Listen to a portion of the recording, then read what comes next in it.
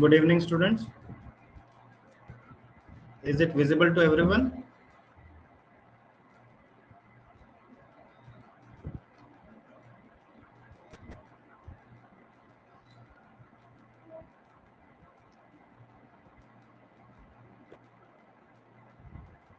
तर त्यावेळेला नेमकं एमएससी असतं काय, त्याची गरज काय, आज आपण ते बघणार आहोत. आणि नेमकं त्यामध्ये काय गोष्टी अवघड आहेत, पुढे किती भविष्यामध्ये स्कोप आहे, हे देखील तुम्हाला जाणून घेणं खूप गरजेचं आहे. कारण की होतं काय की सगळे क्लासेस आपल्याला प्रिपरेशन करून घेतात एमएससीच्या सीईटी एक्झामसाठी, एमसीआर सीईटी साठी. आपण ते रँक पण आणतात मुलं, आणि एमएससी ला गेल्यावर पोरांना हेच माहिती नसतं रिसर्च काय असतं, काय नेमकं काम करायचं असतं. आपण एक भोळ्या बाबड्या आशेने जातो की आपला राहुरीला नंबर लागावा, आपण कॉम्पिटेटिव्हची तयारी करावी. पण एमएससी हे काय कॉम्पिटेटिव्ह एक्झाम तयारी करण्यासाठी नाहीये, हे आपल्याला पहिले समजून घेणं गरजेचं आहे. तर एमएससीचं नेमके फायदे काय आहेत, एमएससी असेल किंवा पुढे पीएचडी असेल. ठीक आहे, कॉम्पिटेटिव्ह एक्झाम्स नक्की करा, आजच्या काळाची गरज देखील आहे. पण त्यासोबत याचं नेमकं फायदा काय आहे, आज आपण सगळं ते जाणून घेणार आहोत. खरं तर तुषार कोळी सरांना मी आभार मानू इच्छितो की त्यांनी हा सेशन मला अलाव केला ठेवण्यासाठी. कारण की हा जो पूर्ण आउट ऑफ सिलेबस हा जो सेशन आहे, पण हा कदाचित तुमच्या उद्या भविष्याची गुरुकिल्ली देखील ठरू शकतो. तर तुषार sir, with your permission, I would like to continue the session now. So this is a career igniting session by me, Mr. Vishwajit Kale. माझं MSc ॲग्रिकल्चर झालंय आणि मी PhD at the department of agronomy, Mahatma Phule Krishi Vidyapeeth Rahuri. या अगोदर जस्ट 2 महिन्यापूर्वी मी सांगायचं झालं कॉम्पिटिशनसाठी भाग घेतला होता माझ्या MScच्या रिसर्च. पूर्ण ऑल इंडिया जी कॉम्पिटिशन असते रिसर्च संदर्भात, की देशामध्ये सगळ्यात क्वालिटीचा रिसर्च कोणाचा, तर त्याच्यामध्ये वेगवेगळ्या प्रकारच्या IITians असतात, IIScचे पण स्टुडंट्स असतात. आणि खरं सांगू तर मी पण घाबरलो होतो की जेव्हा IIT हे नाव ऐकलं की आपल्याला असं वाटतं की आपण खूप दुय्यम आहोत त्यांच्यासमोर. पण अशा ज्या आमची जी कॉम्पिटिशन झाली होती त्याचं नाव होतं doctor APJ Abdul Kalam research fellowship. तर यामध्ये मी केलेलं जे काम होतं माझं MScच्या रिसर्चचं, त्याच्यामध्ये मला ऑल इंडिया रँक 1 आलेला आहे. तर ही एक खूप जास्त प्रेस्टिजियस फेलोशिप आहे, कारण की डॉक्टर APJ अब्दुल कलाम यांचं नाव त्याच्याशी जोडलेलं आहे. कॅश प्राइज वगैरे पण असतं, पण त्याच्या तुलनेमध्ये जो मान देशभर तुम्हाला मिळतो तो सर्वात जास्त महत्वाचा आहे. त्यानंतर हे जे आता समजा ही उपलब्धी धरूया आपण 2025ची, याचा रिझल्ट जस्ट मागच्या महिन्यात आला आता. त्यानंतर हे जे पेटंट माझं जे झालं हे MScच्याच कामाचं आहे, हे 2024ला मागच्या वर्षी मी फाईल केलेलं आहे आणि ते आता ग्रांट झालेलं आहे. त्यानंतर शरद पवार साहेबांकडनं शरद पवार इन्स्पायर फेलोशिप ही 2022-23च्या दरम्यान मला मिळाली फॉर MScच्या कामासाठी, माझा रिसर्च टॉपिक बघून. त्यानंतर नॅशनल यंग जो प्रोफेशनल अवॉर्ड होता इन ॲग्रोनॉमी हा 2023ला मिळालेला आहे. हे जे बेस्ट पेपर हे पण 2023. आणि हे जे PhDचा हा जो तुम्ही माझा रँक बघताय दुसरा स्टेटमधून, किंवा जो SRFचा रँक आहे, हे तर माझं समजा अकॅडमिकचं सध्याचं पुढे PhD नंबर लागण्यासाठीचं माझी एक्झामसाठी केलेली तयारी आणि त्याचा रिझल्ट आहे. हे सांगण्यामागचं कारण तुम्हाला हे की तुम्ही जर हे वर्ष बघितले 2025, 2022, 23, तर मी 2021चा BSc ॲग्री पासआउट आहे. आज समजा तुम्ही आज 4th इयरला असाल, 3rd इयरला असाल, तसंच मी पण तुमच्या जागेवरती होतो काही वर्षांपूर्वी. आणि त्याच्यानंतरच तुमच्यासारखं सर्वसामान्य असल्यानंतर एक वेगळी भरारी आज मी इथे घेतलेली आहे. तर त्याचं मला असं वाटतं की उद्या तुम्ही पण हे घेऊ शकतात. तर त्याच्यासाठी फक्त काय गरजेचं आहे, तर तुम्हाला MSc आणि PhD बद्दल काही गोष्टी क्लिअर होणं खूप गरजेचं आहे. मग ते पुढे कॉम्पिटेटिव्ह एक्झाम्ससाठी फायदे असू द्या किंवा पुढे रिसर्च मधलं पण जे करिअर आहे ते. तर आपण आता पुढची एक स्लाइडकडे जाऊ. तर वाय MSc, सगळ्यात पहिला आपला हा जो प्रश्न आहे की का गरज काय नेमकं, तर आपला हा सगळ्यात बेस्ट जो तुम्हाला सगळ्यांना माहिती की हा एक उत्तम रस्ता आहे कॉम्पिटेटिव्ह एक्झाम्सला सामोरे जाण्यासाठी. कारण की फक्त BSc ॲग्रीवरती आपण जे आहे ते थांबू शकत नाही. आपल्याला आपण काय इंजिनियर्स तर नाही आहे की आपल्याला आज 10-15 लाखाचे पॅकेजेस पासून फक्त ग्रॅज्युएशनच्या बेसिसवर आपण पुढे सरकू शकू. तर कॉम्पिटेटिव्ह एक्झामसाठी आज आपल्याकडे MPKV सारखी जागा आहे, जिथून नेहमी प्रत्येक बॅचमधून 100, 200, 300 असे प्रत्येक अधिकारी निघत राहतात. एक एक्झाम्पल मी तुम्हाला इथे कोट करू सांगू इच्छितो की डॉक्टर सुनील स्वामी एक आहेत, आमचे सिनियर आहेत, साधारण त्यांचं एज 30-32 असेल. त्यांनी जेनेटिक्स डिपार्टमेंटचे होते, ते ARS झाले पहिले जेनेटिक्स मधून, जेनेटिक्स म्हणलं तर जेनेटिक्स, ॲग्रोनॉमी, एंडो, पॅथो हे टॉपचे डिपार्टमेंट आहेत. पण या मेजर डिपार्टमेंटला असून पण त्यांनी ARS सगळ्यात पहिले क्रॅक केलं. आणि जस्ट आता यावर्षीचा रिझल्ट तुम्ही जर बघशाल तर UPSC 2025चा आता जो रिझल्ट आला त्यामध्ये त्यांनी UPSC देखील चांगल्या रँकने क्रॅक केलेली आहे. त्यामुळे आपण जो काही जण विचार करता की बुवा मी कॉम्पिटेटिव्ह करू का की मग मी अकॅडमिक्स करू, तर खरं सांगायचं झालं तर या सरांनी तर दोघांच्या तोंडात मारली आपल्याला. कारण की त्यांनी पहिले अकॅडमिक्स व्यवस्थित केलं आणि त्यानंतर कॉम्पिटेटिव्ह पण क्रॅक केली. आणि ते पण साधे सुधे बँकिंग नाही तर एकदम दर्जेचे, ज्याला आपण UPSC म्हणतो. त्यानंतर MSc म्हणजे काय, तर हा एक मोठा रस्ता आहे आपल्याला रिसर्च स्टडीजकडे जाण्यासाठी. BSc ॲग्रिकल्चर मध्ये कुठल्याही प्रकारे आपल्याला रिसर्च बद्दल अंदाज नसतो. खरं तर आपल्याला फक्त समजा स्टॅटिस्टिक्स मध्ये थोडंफार काही शिकवलं जातं की समजा CRT डिझाईन असेल किंवा RBD असेल किंवा लॅटिन स्क्वेअर डिझाईन वगैरे वगैरे, हे काही शब्द तुम्ही फक्त ऐकलेले आहेत. ते पण काय मुलांना सगळंच कळतं असं नाही, मला पण नव्हतं कळलं. पण त्याच्यामध्ये पुढे अभ्यास कसा करायचा, कसं असतं, नवीन संशोधन करणंचं महत्व काय असतं, ते सगळं तुम्हाला जे काही अभ्यास आहे पुढे MSc ते PhDच्या पुढच्या दौऱ्यामध्ये तुम्हाला कळतं. त्यानंतर सध्याचं एक सांगायचं गेलं तर हा सध्या जो आपला जो काळखंड चालू हा एक एरा ऑफ कॉम्पिटिशन आहे. तुम्ही कुठेही जा तुम्हाला कॉम्पिटिशन फेस करायचीच आहे. आज कॉम्पिटेटिव्ह एक्झाम्समध्ये जॉबसाठी गव्हर्नमेंटच्या ते तर खूप जास्त संघर्ष आहेच. आणि इकडे आता MSc ला जरी लागायचं म्हणलं तर तुम्हाला सांगतो मी, फक्त जवळजवळ 1000 ते 1100 जागा काहीतरी आहेत टोटल MScच्या जर धरल्या, सगळ्या विषयांच्या धरल्या तर. पण याच्यामधल्या खरं महत्वाच्या जर मी धरल्या तर त्या फक्त 200 ते 300 जागा आहेत. कारण की मायनर डिपार्टमेंटमध्ये जाऊन खरं तर खूप काही असं भलं होतं मला तरी वाटत नाही. त्यामुळे टॉपच्या 200-300 जागा ज्या असतील त्यातल्या त्यात रिसर्च तुमचा मेन कॅम्पसमध्ये असेल तर खूप चांगलं. त्यामुळे तिथे तुम्हाला सगळ्यात जास्त स्कोप आहे. तर टॉप 200 ते 300 रँकमध्ये येण्याचा आपल्याला प्रयत्न करायचा आहे, इररिस्पेक्टिव्ह ऑफ तुम्ही कुठल्याही कॅटेगरीमधनं असू द्या. त्यानंतर जो फॉरेनचा तुम्हाला अब्रॉडचा जो पुढे रिसर्चसाठी जर तुम्ही गेले तर तुम्हाला अब्रॉडचा जो एक्सपोजर मिळतो. आता मला PhD साठी ऍक्च्युली फॉरेनवरनं ऑफर्स होत्या, विथ फ्रॉम ऑस्ट्रेलियावरनं होती, त्यानंतर USA वरनं होती. पण मी ऍक्च्युली ते रिजेक्ट करून फॉर माय पर्सनल रिझन्स, मी थोडा इमोशनल आहे, मला माझ्या लोकांसाठी काम करायचं आहे. म्हणून मी विचार केला की आपल्या गावाकडच्या लोकांसाठी काम नाही करणार तर कोणासाठी करणार. तर मी ते रिजेक्ट करून ती जवळजवळ मला तिथे 1 कोटीपर्यंत फेलोशिप देत होते. तिथे खर्च पण भरपूर असतो, पण तरी आपला खर्च निघून वगैरे it was a good amount. पण तरी मी ती सोडून आपल्या लोकांसाठी इथं काम करायचं म्हणून मी त्या ऑफर्स रिजेक्ट केल्या. पण बरेच विद्यार्थी असे की ज्यांना आवडतं ते फॉरेनला देखील जातात. त्यानंतर तुम्ही रिसर्चमध्ये तुम्हाला अवॉर्ड्स असतील किंवा फेलोशिप असेल, फेलोशिपमध्ये तुम्हाला अनेक कॅश प्राइजेस असतात, तुम्हाला इकॉनॉमिक सपोर्ट मिळतो. आता तुम्ही जे अवॉर्ड्स बघितले तर इंटरनॅशनल अवॉर्ड्स पण असतात, कॉन्फरन्सेसचे नॅशनल अवॉर्ड्स पण असतात, स्टेट लेवलचे पण असतात. तर हे सगळे तुम्ही गेन करू शकता तुम्ही जर का व्यवस्थित काम केलं तर. त्यामधून तुम्हाला एक मान सन्मान मिळतो, तुमचा कॉन्फिडन्स 100% बूस्ट होतो. त्यानंतर एक राईज ऑफ ऑन्टरप्रिनरशिप आहे. तर माझं जे MScचं काम केलं, मी ज्याचं पेटंट केलंय, तर त्याचं मी उद्या चालून जर का मार्केटमध्ये उतरलो आणि स्वतःची कंपनी जरी एस्टॅब्लिश केली तरी देखील मी त्याला सेल करू शकतो. अदरवाईज मला कंपनीने एस्टॅब्लिश करायची, मी ते पेटंट दुसऱ्याला सेल करून एक रॉयल्टी अमाऊंट देखील घेऊ शकतो. पुढे चालून कृषी सेवा केंद्र, आता हा एक तुमच्या डोक्यामध्ये बऱ्याच जणांचे बेस्ट ऑप्शन असेल की ज्यांना असं वाटते अरे खूप झाला अभ्यास, आपण आता काय करू, कृषी सेवा केंद्र टाकूयात. पण तुम्हाला सांगतो, कृषी सेवा केंद्र जरी आजच्या घडीला तुम्ही टाकायचा विचार करताय तर थोडंसं मार्केटमध्ये फिरा, तुम्हाला अंदाज लागेल की कृषी सेवा केंद्रासाठी भरपूर कॉम्पिटिशन वाढलेली आहे. आणि जोपर्यंत तुमच्याकडे आता क्वालिटी नसेल तोपर्यंत तुम्ही कृषी सेवा केंद्र देखील चालवू शकत नाही. त्याकरता तुम्हाला ॲग्रोकेमिकल्सचं पूर्ण नॉलेज असणं व्यवस्थितपणे गरजेचं आहे. आजच्या घडीचे जेवढे कृषी सेवा केंद्रवाले ते डिप्लोमावाले आहेत, BSc ॲग्री आहेत, पण त्यांना मी खरं सांगतो आजच्या घडीचा नका विचार करू, आजपासून पुढच्या 10 वर्षांनंतरचा विचार करा.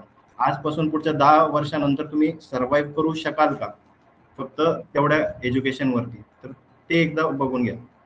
आपल्याला त्यासाठी तुम्ही जर MSc केलं तर तुम्हाला त्यामध्ये बऱ्यापैकी नॉलेज येईल.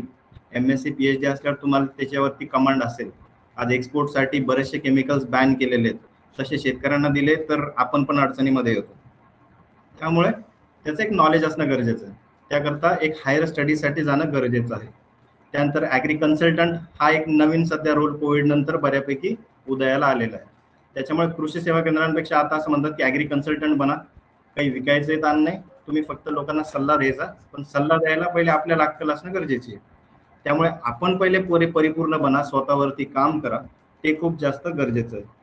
त्यानंतर जॉबसाठी आपल्याला पुढचे स्कोप्स आहे किंवा युनिव्हर्सिटीमध्ये आता तुम्हाला सांगतो, आपल्या महाराष्ट्रामध्ये जेवढ्या 4 युनिव्हर्सिटीज आहेत, अकोला असेल, राहुरी असेल, दापोली आहे किंवा परभणीचा आहे, चारही युनिव्हर्सिटीजमध्ये मागच्या 10 ते 11 वर्षांमध्ये कुठल्याही प्रकारची भरती झालेली नाही आहे. सध्याचं आपल्या विद्यापीठाचं स्टेटस असे, कुठले विद्यापीठ घ्या तर त्याचं आपलं स्टेटस असं आहे की फक्त 30% पर्यंत जवळपास स्टाफ जो आहे तो आहे, 70% काय वॅकन्सी आहे. त्यामुळे त्या वॅकन्सी 100% यांना भरावं लागणारच आहे, कारण की ते जर भरल्या नाही तर हे जे 30% लोक आहेत हे पण पुढच्या 5 वर्षात रिटायर होऊन जाणार आहेत. त्यामुळे विद्यापीठ मग विकावं लागेल. त्यामुळे विकणं तर हे काही शक्य नाही आहे, म्हणल्यावर त्यांना तिथे जॉब्स भरावाच लागणार आहेत.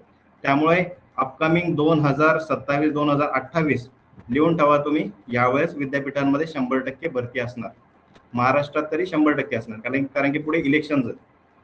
त्यामुळे 100% 2028 पर्यंत इथे भरती राहणारच आहे. त्यानंतर ICAR आहे, ARS आहे, प्रायव्हेट कंपनीजमध्ये आपल्याला भरपूर स्कोप आहे, सीड कंपनीज असतील, ॲग्रोकेमिकल्सचे असतील. ओके. त्यानंतर एक वे टू मॉडर्न ॲग्रिकल्चर आहे. कोणाला जर का एक मॉडर्न ॲग्रिकल्चर जर करायचे असेल तर BSc ॲग्रीवर ठीक आहे, आज तुम्ही कदाचित रावे सारख्या प्रोग्राममध्ये असाल, पण रावेमध्ये सुद्धा तुम्हाला एक थोडंसं हिंट भेटतो की फील्ड कसं हँडल करायचं असतं, लोकांची कनेक्ट कसं करायचं, तुम्ही रुरल एक्सपिरियन्स घेत असाल तर त्याच्या व्यतिरिक्त अजून पुढे जाऊन तुम्हाला MSc मध्ये अजून पुढचे 2 वर्ष जे आहेत ना, तुम्ही जेव्हा रिसर्च करशाल तुम्हाला त्याबद्दल एक खोलवर तुम्हाला नॉलेज येईल. त्यामुळे MSc इज व्हेरी इम्पॉर्टंट. त्यानंतर हे तर मी सांगितलंय समजा अब्रॉडचं. त्यानंतर वे टू PhD, पुढे तुम्ही चालून MSc नंतर PhD ला जॉईन होऊ शकता. तुम्ही आता आमचे नाव पुढे बघत असाल, जे विद्यार्थी चालू PhD मध्ये आहेत त्यांच्या नाव पुढे स्कॉलर लागतं. स्कॉलर म्हणजेच आता हा एक खरं तर खूप मानाचा तूर आहे बघायला गेलं तर, कारण की हे कोणाचे असं नाव पुढे लागत नाही, या गोष्टी काही तुम्हाला कमवाव्याच लागतं. त्यानंतर तुम्ही PhD झाले, तुमच्या नाव पुढे डॉक्टर लागतं, पुढे चालून तुम्ही सायंटिस्ट होतात. स्वतःची तुलना सर्वसामान्य असे कदाचित तुमच्या कॉलेजेसमध्ये शिकवणारे शिक्षकांशी नका करू. मी तर म्हणाल जे आपले अब्दुल कलाम आहेत, त्याच्यानंतर डॉक्टर बाबासाहेब आंबेडकर आहेत, तर त्यांच्याशी आपली तुलना करा की उद्या जर आम्ही PhD झालो तर तो मान सन्मान, ती जबाबदारी सामाजिक लेवलला आपल्या खांद्यांवरती असते. त्यानंतर हा एक खरं सांगू तर एक सेफ्टी वॉल्व पण आहे आणि इन्क्युबेशन पिरियड पण आहे.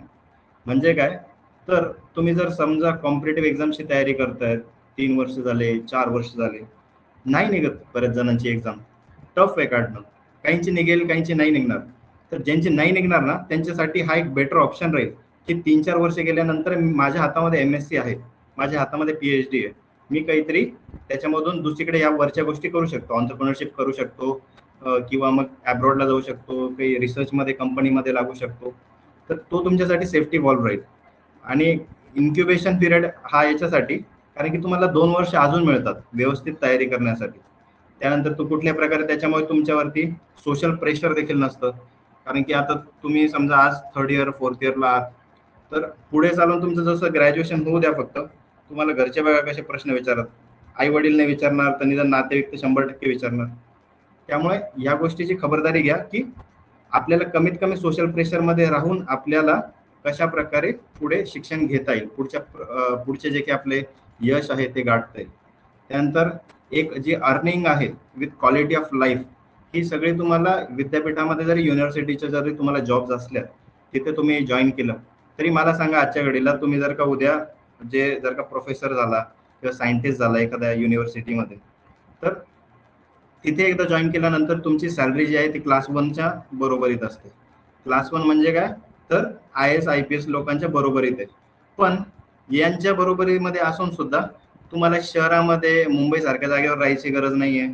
तुम्हाला एक क्वालिटी ऑफ लाईफ गावाकडचं जसं असतं, खाणं पिणं चांगलं, वरून जे काही जास्त कामाचा लोड नसतो तो सगळा तुम्हाला या प्रोफेसर्स किंवा युनिव्हर्सिटीजच्या जॉबमध्ये भेटतो. त्यामुळे खरं तर विद्यापीठाच्या जॉब्स तुम्ही जर व्यवस्थित अनालाइज केलं तर या उलट जास्त बेस्ट मी म्हणेल कम्पेअर्ड टू एक IAS अधिकाऱ्याच्या तुलनेमध्ये पण, कारण की तिकडे भरपूर सारा पॉलिटिकल प्रेशर आहे, खूप सारा स्ट्रेस आहे. तो आपल्या आता तुम्ही बघा कॉलेजमध्ये किंवा विद्यापीठामध्ये प्राध्यापक लोक बघा किंवा सायंटिस्ट बघा, एवढा लोड नाही आणि स्वतःवरती काम करण्यासाठी वेळ देखील मिळतो. तुम्ही बुक्स वाचू शकतात, आयुष्यभर तुम्ही स्वतःची पर्सनॅलिटी डेव्हलप करू शकतात. So it is a very good job to be a teacher.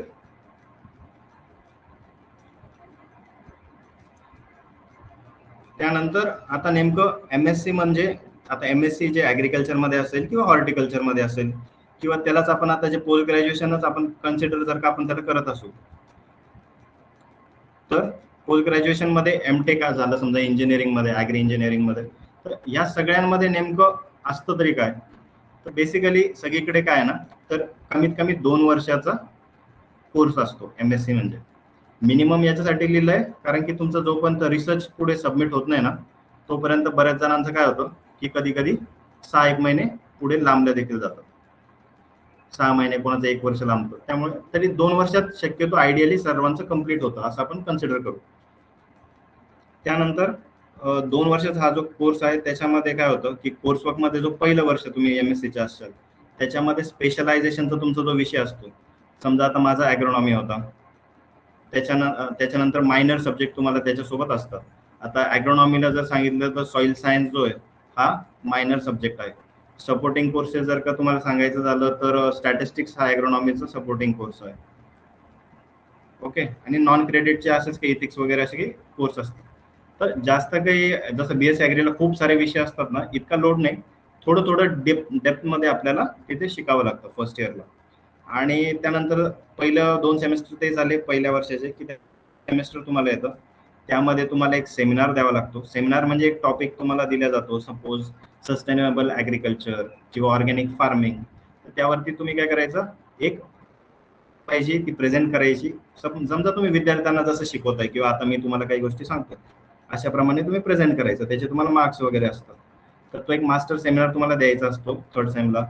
एक तुमचं रिसर्च वर्क जे असेल मेन गोष्ट ते तुम्हाला परफॉर्म करायचं असतं. आता हा जो रिसर्च आहे ना, तर हा तुम्ही पहिल्या वर्षी पण चालू करू शकता किंवा जनरली तो ऑफिशियली जर म्हणलं तर थर्ड सेमेस्टर पासून चालू होतो. तर तुमचं काम किती लेंदी आहे त्यानुसार तुम्ही त्याला फ्लेक्झिबल असतं, ते तुम्ही फर्स्ट इयरला चालू करा किंवा सेकंड इयरलाही चालू करू शकता. तर फील्ड वर्क असतात. आता सपोज ॲग्रोनॉमीमध्ये आम्हाला फील्ड वर्क आहे. लॅब वर्क जे आहे ते सपोज जेनेटिक्समध्ये बायोटेकवाल्यांना लॅब वर्क जास्त असतं. त्यानंतर सर्वेचं काम जे आहे ते समजा एक्सटेन्शनवाल्या डिपार्टमेंटचं कोणी असेल त्यांना सर्वे असतं.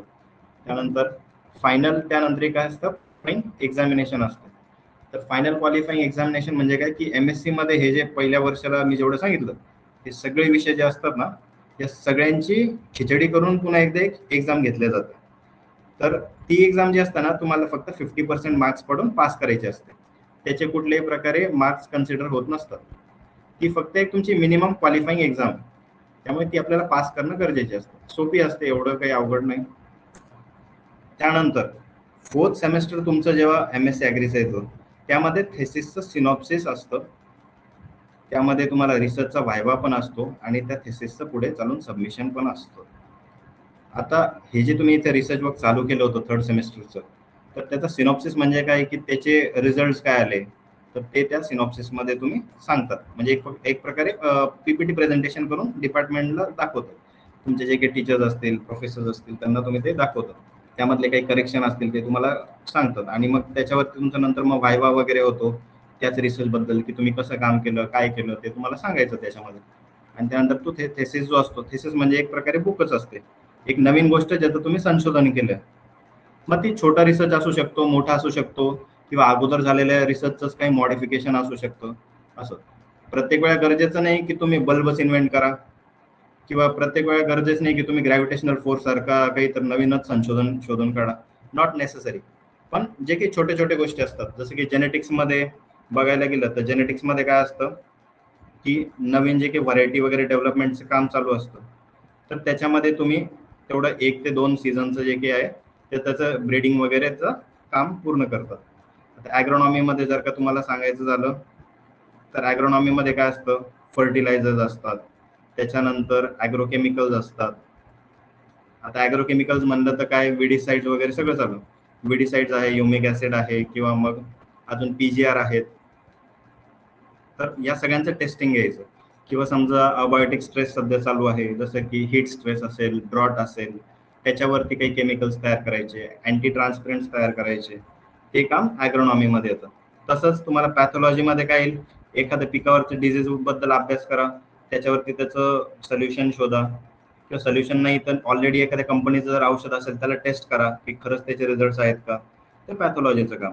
तसंच एंटोमॉलॉजीचं काम की कीटकांवरती बघायचं की कोणता जो किडा असेल तर त्या किड्याचं जे काय आहे तर त्याची लाईफ सायकल कशी आहे, तो क्रॉपवरती किती डॅमेज कॉज करतो, त्याला आपण कशा प्रकारे त्याला आपण क्युअर करू शकू, की त्याला आपण पिकापासून दूर ठेवू शकू. असं हे सगळं त्या स्टडी एंटोमॉलॉजीमध्ये केलं जातं. एक्सटेन्शनमध्ये एखाद्या वेळ एक्सटेन्शन असेल किंवा इकॉनॉमिक्स पण असेल, त्यामध्ये तुम्हाला ग्रामीण भागामध्ये जाऊन की सर्वेज असतात किंवा फॅक्टरीज असतील किंवा एखादा क्रॉप आहे, सपोज कॉटन आहे, तर वर्षाकाठी किती प्रोडक्शन होतं, 10 वर्षांपूर्वी त्याच्या मागे किती फायदा होत होता, आजच्या घडीला किती खर्च वाढलाय की फायदा वाढलाय, असं एकंदरीत प्रत्येकाची थिनलाईन वेगवेगळी असते रिसर्चची, ती आपण कॅरी आउट करायची असते. आता या सगळ्यांमध्ये तुमचं MSc झाल्यानंतर काही जण PhD साठी इच्छुक असतात, तर PhDच्या एक्झामचं प्रिपरेशन तुम्ही शेवटला चालू करतात. मग ते CET असेल आपल्या राज्याची, SRF असेल किंवा काही जण अब्रॉड साठी जाण्याचा प्रयत्न करतात, त्याची काही प्रक्रिया असते ती कम्प्लीट करतात आणि काही जण कॉम्पिटेटिव्ह एक्झाम्सच्या मार्गाने जातात. आता एक प्रोफेशनल जो काही एक स्किल सेट आहे ना, तो खरं तर तुमचा BSc ॲग्रीपेक्षा मी म्हणेल की MSc झाल्यावरती तुमचा खरा डेव्हलप होतो. ते तुम्हाला कदाचित तुम्ही आता हे मी काही गोष्टी सांगितल्या, पण जेव्हा तुम्ही ऍक्च्युअली या सगळ्या प्रोसेसमधनं जाताना तुमच्या खूप साऱ्या स्किल्स त्या ठिकाणी एनहान्स होतात. आता साधं मी तुम्हाला विचारलं की बाबा समजा MS वर्ड किती जणांना वापरता येतं, MS एक्सेल शीट किती जणांना वापरता येते. एक्सेल शीट वापरता म्हणजे फक्त ओपन करायचे नाही, तर तिच्यामधले एक्झॅक्ट फॉर्म्युलेज कसे डेव्हलप करायचे, त्याच्यामध्ये स्टॅटिस्टिकल डिझाईन कशा टाकायच्या, त्याच्यामधनं आपण रिझल्ट कसे घ्यायचे, हे MSc मध्ये तुम्ही शिक्षाल. आणि आजच्या युगामध्ये तुम्ही जर का डिजिटली अवेअर नसाल तर तुम्ही अडाणी माणसाच्या बरोबर येतात, यू आर इलिटरेट. त्यामुळे हे जे काही आहे ना, एक्सेल शीट्स वगैरे किंवा वर्ड असेल, तुम्ही आज कुठल्याही कंपनीमध्ये जा, बेसिक रिक्वायरमेंट हीच असते की तुम्हाला डिजिटली अवेअर असणं तुम्ही गरजेचे आहे. त्यानंतर फार्मरशी तुमचं इंटरॅक्शन जे काही ते बऱ्यापैकी प्रमाणावरती वाढतं, कारण की फार्मरशी इंटरॅक्शन केल्याशिवाय तुम्हाला रिसर्च काय करायचं तेच कळत नाही. त्यामुळे शेतकऱ्यांच्या समस्या पहिले जाणून घेणं गरजेचं आहे आणि त्यावरती आपण मग पुढे सोल्युशन शोधतो. रिसर्च हे जे मी इतक्या वेळेस म्हणतोय, तर रिसर्च म्हणजे नेमकं काय असतं, तर त्यामध्ये काय असतं की बघा, सगळ्यात पहिले एक प्रॉब्लेम, तो प्रॉब्लेम स्टेटमेंट आपण काय करतो, आयडेंटिफाय करतो. जसं की उदाहरण देऊ तर ड्रॉट. आता ड्रॉट हा मराठवाडा, विदर्भ आपल्या इकडच्या भागामध्ये मोठ्या प्रमाणावरती असतो, त्यामुळे एक मोठी समस्या आहे. त्याच्यानंतर हीट स्ट्रेस पण असतो. उन्हाळ्याच्या दिवसामध्ये तुम्ही बघा की कधी कधी 10-15 दिवस आहे ना खूप जास्त तापमान वाढतं, तर त्यावेळेस आपण तर घरात बसतो कूलर लावून, AC लावून, पण जे निसर्गामध्ये झाडं असतात ते कसे जगतील. आजच्या घडीला क्लायमेट चेंजचा सगळ्यात मोठा इश्यू आहे, तर त्याला कसं आपण कंट्रोल करायचं. किंवा फर्टिलायझरचं जे काही आहे ते लिचिंग लॉसेस भरपूर आहेत आजच्या घडीला. तुम्हाला सांगू तर युरिया सारखं खत, ज्याच्यामध्ये तुम्ही जर का 100 किलो युरिया टाकला ना, तर त्याच्यामधलं झाडाला यूज मध्ये खरमध्ये येणारा फक्त 30%, 20-30%. मग हा जो 70% जो युरिया जो वाया जातो, हा जातोय कुठं, हा जातोय विहिरीच्या पाण्यामध्ये, आणि हा विहिरीच्या पाण्यामधनं आपल्या येतो ग्लासमध्ये मग आपण ते पितो आणि मग पुढे चालून त्याचे दुष्परिणाम असे की आपल्याकडं कॅन्सर ट्रेन आपल्याकडे धावते सध्याच्या कंडिशनवर. तर हे फक्त युरियाच नाही, आता वेगवेगळे ॲग्रोकेमिकल्स आहे, पेस्टिसाइडचे तोच इश्यू आहे, पुन्हा दुसरे वेडीसाइडचा पण तोच प्रॉब्लेम आहे. तर याचं एफिशियन्सी कशी वाढवायची याच्यावरती काम करायची गरज आहे. काही जण म्हणतात आपण मग काय करूया, मस्तपैकी सेंद्रिय शेती करूया. पण मला सांगा, सेंद्रिय शेती जर इतकीच जर का यश देणारी असती, तर मग आपण 1950च्या काळामध्ये का बरं फर्टिलायझरचा वापर केला, का आपल्याला शिफ्ट व्हावं लागलं. ऑर्गॅनिक ॲग्रिकल्चर हा सोल्युशन नाही, हा फक्त आजच्या घडीला वेस्टर्न जे देश आहेत, युरोप वगैरे, यांनी उभा केलेलं एक फक्त एक मार्केटिंग स्ट्रॅटेजी आहे, मार्केटिंग कंपनीजने उभं केलेलं एक सरळ एक खेळणं आहे फक्त. आपल्यासारखा जो देश, ज्याची आजच्या घडीला पॉप्युलेशन 140 ते 150 कोटीच्या पुढे जाते, आपल्यासारख्याला ऑर्गॅनिक फार्मिंगचा विचार करणं देखील कदाचित गुन्हा ठरू शकतो. 2019 ची घटना आहे, श्रीलंकेने जसं ऑर्गॅनिक फार्मिंग केली, अचानक एका दिवसात घोषणा केली की आपण ऑर्गॅनिक व्हायचं. त्यांनी अडॉप्ट केली, सगळे फर्टिलायझर्स, ॲग्रोकेमिकल्स बॅन केले, आणि पुढच्या मोजून 6 महिने ते 1 वर्षामध्येच त्यांच्या देशामध्ये सत्ता पलट होऊन गेली. का तर सगळ्या फूड ग्रेनचे प्राइसेस वाढून गेले.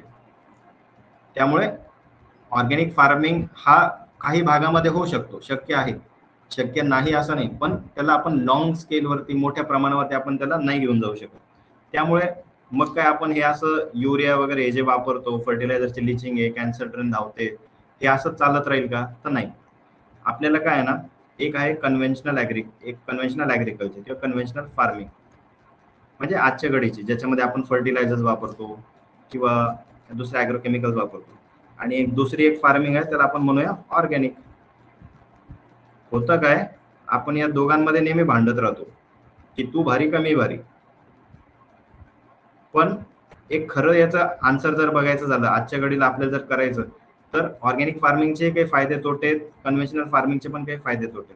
ते दोघांचा जो आहे ना मिडवे जर का तुम्ही जर का काढला तर तो आहे प्रिसिजन फार्मिंग. तर प्रिसिजन फार्मिंगची गरज आणि आणि प्रिसिजन फार्मिंग आहे ना, तर ते शक्य पण आहे आपल्या देशामध्ये घडवून आणणं. प्रिसिजन असेल किंवा सस्टेनेबल फार्मिंग असेल किंवा यालाच आपण म्हणतो रेसिड्यू फ्री फार्मिंग. याच्यामध्ये आपण काय करतो की जे ॲग्रोकेमिकल्स आपण वापरतोय त्याला आपण इंटिग्रेटेड फार्मिंग सिस्टम ज्याला म्हणतो आपण, तर त्याच्यामध्ये आपण इंटिग्रेटेड फार्मिंग सिस्टम मध्ये आपण त्याला अप्लाय करायचं. त्यानंतर ते केमिकलचे रेसिड्यूज आपल्या ताटापर्यंत येण्या अगोदरच डिस्ट्रॉय होतील याची खात्री घेणे, जेणेकरून प्रोडक्शन पण चांगलं टिकून राहील आणि आपले हे जे डिमेरिट्स आहेत कन्व्हेन्शनल फार्मिंगचे ते देखील मिटून. तसंच आता आपण हे असे जे आता मी तुम्हाला सांगितले होते प्रॉब्लेम स्टेटमेंट्स, तर हे सगळे प्रॉब्लेम स्टेटमेंट यांच्यामधलं कुठलाही एक प्रॉब्लेम स्टेटमेंट चूज करा आणि जे की शेतकऱ्यांशी असेल, ॲग्रिकल्चरमध्ये असेल, तुम्हाला जो महत्त्वाचा वाटतो. मला वाटलं होतं ड्रॉट हा सगळ्यात मोठा प्रॉब्लेम आहे, कारण की मी मराठवाड्यातनं येतो, आमच्याकडे पाण्याची खूप जास्त टंचाई आहे, शेतकरी हैराण आहेत अक्षरशः पाण्यासाठी. म्हणून मी माझा रिसर्च जो आहे तो कुठेतरी वॉटर स्ट्रेसशी रिलेटेड घेतला होता. आता तुमची मर्जी की तुम्ही कशावरती घेतात. त्यानंतर तो प्रॉब्लेम स्टेटमेंट तुम्ही एकदा आयडेंटिफाय केला ना की मला याच्यावर काम करायचं, मग तिथून तुम्ही काय करता, एक स्मार्ट आयडिया जनरेट करता. म्हणजेच काय, तर सोल्युशन. रडत तर सगळेच असतात, पण कुठल्याही समस्येचं समाधान शोधणं ही खरी आपली मानसिकतेची, मेंटली आपली जी आयडियल स्टेट आहे ना, तो हा असतो की आपण सोल्युशन शोधणे. आपण शिकलेलो आहोत, आपलं समाजाला काही देणं लागतं, तर त्यामुळे एक स्मार्ट आयडिया, त्याचं जे सोल्युशन असेल त्या प्रॉब्लेम स्टेटमेंटचं, ते आपण शोधणं गरजेचं आहे. ते आता शोधलं, आता काय होतं बऱ्याचदा आपण शोधलं ते बरोबरच आहे असं गरजेचं नाही, काही चुका असू शकतात, काही गोष्टी प्रॅक्टिकली आपल्याला माहित नसतील, त्यामुळे त्या व्हेरीफाय करायच्या, रेक्टिफाय करायची ती आयडिया आपल्या रिसर्च गाईडला दाखवून. तर रिसर्च गाईडला तुम्ही ती आयडिया दाखवली की ते तुम्हाला सांगतात की याच्यामध्ये काय चूक आहे, काय बरोबर आहे, आपण हे करू शकतो का. त्यानंतर त्याचे फायदे काय, त्याचे लिमिटेशन काय तुमच्या रिसर्चचे, ते पण अभ्यासून घ्या व्यवस्थित. आणि मग पुढचं सगळ्यात महत्त्वाचं, पैसा. त्या गोष्टीला आहे ना फंडिंग लागते, फंडिंग शिवाय कुठलीच गोष्ट होऊ शकत नाही. त्यामुळे फेलोशिप्स असतील किंवा तुमच्या विद्यापीठाकडे काही फंड्स आहेत का त्याच्याशी निगडीत, ICAR ने काही दिलाय का, त्यानुसार तो रिसर्च पॉसिबल आहे का ते चेक केलं जातं. आणि शक्यतो फंडिंगचं काही अडचण येत नाही, त्यामुळे ते तुमचं सक्सेस होऊन जातं. त्यानंतर मग एक CPW एक असतो, course plan of work. CPW म्हणजे काय, तर तुमच्या याच्यामध्ये एक डॉक्युमेंट आहे, एक 4-5 पानाचं, याच्यामध्ये उल्लेख केलेला असतो तुमचा गाईड कोण, तुमचे रिसर्च मेंबर्स कोण, त्याच्यानंतर तुम्ही कोणकोणते विषय पूर्ण MSCच्या प्रोग्राममध्ये शिकणार आहात, आणि त्याच्यावर साईन वगैरे असतं, एक डॉक्युमेंट आहे जनरली. त्यानंतर तुमचं रिसर्च टॉपिक काय असणार आहे. त्याच्यानंतर बोर्ड ऑफ स्टडीज एक असतं. बोर्ड ऑफ स्टडीज म्हणजे युनिव्हर्सिटीला आहे ना एक मीटिंग भरते. समजा तुम्ही ज्या कोणत्या डिपार्टमेंटचे असाल, तर त्या डिपार्टमेंटमध्ये सगळे जेवढे प्रोफेसर्स असतील, म्हणजे आता राहुरी जर विद्यापीठ असेल तर MPKV अंडरचे जेवढे रिसर्च स्टेशन आहेत वेगवेगळ्या जागेवर, पुणे असेल किंवा धुळे असेल किंवा कोल्हापूर, इकडे कॉलेजेस असतील किंवा रिसर्च स्टेशन असेल, सगळ्यांकडचे जेवढे प्रोफेसर्स असतील ते सगळे MPKVला डिपार्टमेंटमध्ये एका येतात. आणि तिथे तुम्ही काय करायचं, त्यांच्या पुढे तुमचा जो रिसर्च टॉपिक असेल तो प्रेझेंट करायचा. तो प्रेझेंट केल्यानंतर ते त्याच्यामध्ये सांगतात की बाबा काही चेंजेस असतील, काही बदल असतील किंवा काही अजून ॲडिशनल गोष्टी करायसाठी ते तुम्हाला तिथे सांगतात. आणि मग तिथून त्या बोर्ड ऑफ स्टडीज मधून तुम्ही अप्रूव्ह झाला तुमचा रिसर्च की मग इट इज ओके, तुम्ही आता रिसर्च तो करू शकता. तुम्हाला परमिशन भेटली. तर त्याच्यानंतर येतो एक आउटलाईन ऑफ रिसर्च वर्क, त्याला म्हणतात ORW. ORW एक पुन्हा एक डॉक्युमेंट आहे. जसं आपलं इंडियन कॉन्स्टिट्यूशन आहे, इंडियन कॉन्स्टिट्यूशनला जसं प्रिॲम्बल माहिती आहे, तसं प्रिॲम्बल जसं आपल्या इंडियन कॉन्स्टिट्यूशनला आहे. तर प्रिॲम्बल काय आहे, एक प्रकारे सारांश आहे ते आपल्या अख्ख्या एक जाड पुस्तकाचं, ते अख्ख्या कॉन्स्टिट्यूशनचं. तर तसं हा ORW आहे की बाबा मी हे काम करणार आहे, या रिसर्चचं हे महत्व आहे, याची गरज काय आहे, ते सगळं त्याच्यामध्ये लिहिलेलं असतं. मी काय काय अनालाइज करणार पुढच्या 2 वर्षामध्ये, ते सगळं त्याच्यामध्ये लिहिलेलं असतं. That is called outline of research work.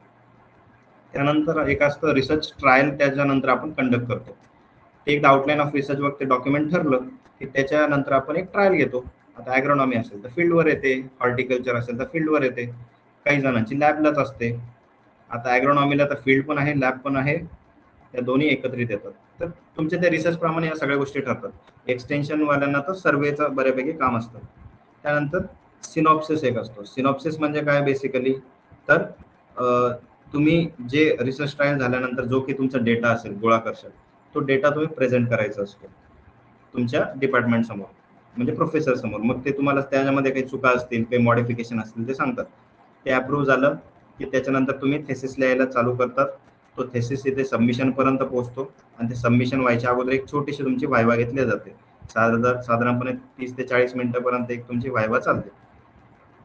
आता सध्याच तुम्ही बघा BSc ॲग्री मध्ये तुम्ही वेगवेगळ्या सब्जेक्टसाठी प्रॅक्टिकल एक्झामला जाता, तेव्हा तुमची 5 ते 10 मिनिटं काहीतरी वायवा असते. तर आता BSc ॲग्रीला तुम्ही 5-10 मिनिटं सर्व्हाइव्ह होऊ शकता, म्हणजे MSc पर्यंत तर तुम्ही 30-40 मिनिटं तुम्ही केलेल्या कामावर बोलूच शकता. तर ती तशी तुमची ती वायवा असते. आणि हे मी तुम्हाला जे सांगितलं की हे सगळं रिसर्चमध्ये काय होतं की तुमचं MS वर्ड असेल, एक्सेल असेल, पॉवर पॉईंट असेल किंवा स्टॅटिस्टिकल डिझाईन असतील, हे सगळं तुम्ही पुढे शिकतात. हे जस्ट मी तुम्हाला एक दाखवतो किंवा माझा रिसर्च कशावर होता. तर हे माझं टायटल होतं, समजा कायटोसन फॉर्टिफाईड ब्रिकेट्स टेक्नॉलॉजी. माझा ॲग्रोनॉमी सब्जेक्ट होता, तर ब्रिकेट्स ही टेक्नॉलॉजी मी डेव्हलप केली होती. तर जे की एक क्लायमेट रिझिलियंट सोल्युशन होतं सस्टेनेबल ॲग्रिकल्चरसाठी. आता हा माझा प्लॉट मधला फोटो आहे, भेंडीचा माझा प्लॉट होता त्याच्यावरचा. आता याच्यामध्ये काय होतं की मी प्रॉब्लेम काय आयडेंटिफाय केला होता, हे जस्ट मी तुम्हाला एक उदाहरण देतोय की तुम्ही पुढे चालून असा रिसर्च कंडक्ट करतात, काय काय असतं नेमकं तुम्हाला एक रफ एस्टिमेट लागेल. आता समजा इथे इंट्रोडक्शन मध्ये काय दिलंय की इंडियन ॲग्रिकल्चर ही काय ड्रायलँड नेचरची आहे 60%. त्याच्यानंतर सध्या जगभर काय आहे, तर अराउंड द ग्लोब काय आहे, तर एक्सटेन्सिव्ह आणि इन्क्रीजिंग काय वॉटर कन्स्ट्रेंट आपल्याला बघायला मिळत आहेत. त्याच्यामुळे ते सगळं काय होतं, मार्केटला अफेक्ट करतं, ट्रेड करतं अफेक्ट, आणि मोठ्या प्रमाणावरती देशाची फूड सिक्युरिटी धोक्यामध्ये आणतं. कारण की देशाची फूड सिक्युरिटी जोपर्यंत सिक्युअर नाही, तोपर्यंत कुठलाही देश सॉव्हरन असू शकत नाही. आज जर का भारताकडे पुरेसं अन्न नसतं, तर कदाचित आपण पाकिस्तानवरती कारवाई देखील करू शकलो नसतो. त्यामुळे फूड सिक्युरिटी हा खूप जास्त महत्त्वाचा बेसिक मुद्दा, त्याच्यावरती आपल्याला काम करत राहावं लागतं. त्यानंतर आता पाण्याची कमी आहे म्हणल्यावरती वॉटर मॅनेजमेंट काम करणं गरजेचं आहे. तर त्याच्यामध्ये मग आपण इथे सस्टेनेबल, प्रिसिजन आणि प्रोडक्टिव्ह ॲग्रिकल्चरची गरज आहे असं सांगितलंय. त्यानंतर मी तुम्हाला सांगितलं होतं की लिचिंग ऑफ फर्टिलायझर्स हा प्रॉब्लेम आहे. त्याच्यामुळे फर्टिलायझर यूज इफिशियन्सी कमी आहे क्रॉपची. त्याच्यामुळे काय होतं, कॉस्ट ऑफ कल्टिवेशन पण खूप जास्त वाढून जात आहे. पाण्याचे रिसोर्सेस कंटॅमिनेट होत आहेत. त्यानंतर क्लायमेट चेंज हा खूप जास्त मोठा इश्यू आहे. अबायोटिक आणि बायोटिक स्ट्रेसेस त्याच्यामध्ये येत आहे. तर आता हे जे मी तुम्हाला सांगितलं होतं की ऑर्गॅनिक चांगली आहे की कन्व्हेन्शनल ॲग्रिकल्चर चांगली, तर तेच इथं उल्लेख केलाय की प्रिसिजन आणि सस्टेनेबल ॲग्रिकल्चर ही प्रॅक्टिकली इम्प्लिमेंटेबल आहे. इथे बघा श्रीलंकेचं ते उदाहरण देखील मी दिलेलं आहे ऑर्गॅनिकसाठी.